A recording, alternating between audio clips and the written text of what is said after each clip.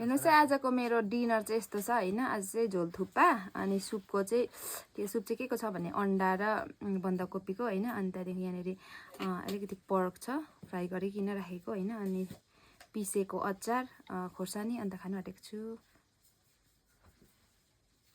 कस्तो भएछ टेस्ट गरेर चपस्टिकले फेरि नक्कल पार्दै खानु भनेको जानिन्छ कि जानिँदैन ट्राई गरेको नि।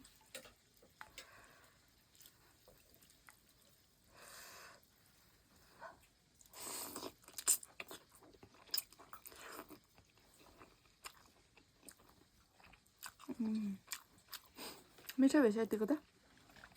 मासु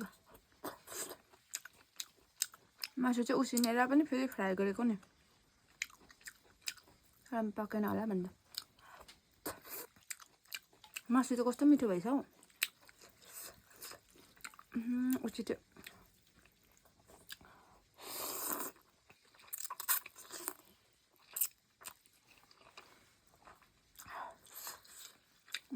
पिरो अलिक कम्ती भएछ।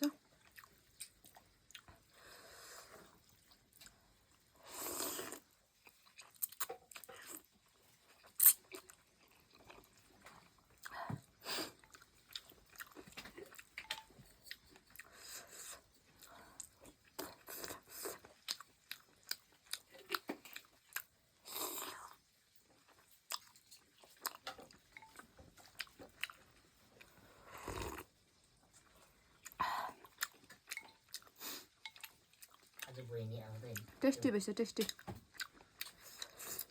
किनेर खाएको जस्तै मिठो भएछ। तर घरमा जस्तै मिठो बनाए पनि किनेर खाएको जस्तो चाहिँ किन हुँदैन कुनि? पैसा तिर्नु परेकोले गर्दाखेरि होला। पैसा तिर्दा चाहिँ मिठो हुन्छ कि के हो र नि। तर यो त्यस्तो नमिठो त छैन।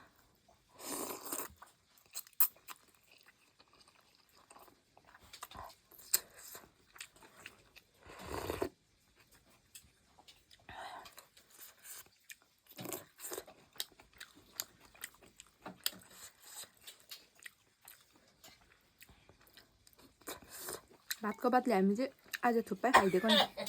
भात कति खानु वाक्कै हुन्छ नि त हैन। कन्टिन्यू भात खायो भने कस्तो हुन्छ नि त अमन। त्यही भएर चाहिँ आज थुक्पा खाँदैछौँ पक्रिनु नजानेर के। लु ल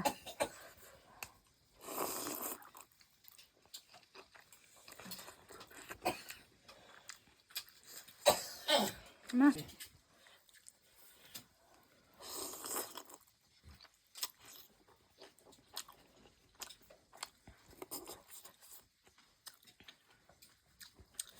हुन्छ साथीहरू। आजको मेरो डिनर चाहिँ यस्तो छ। तपाईँहरूले के खानुभयो कमेन्ट गर्नुहोस् ल।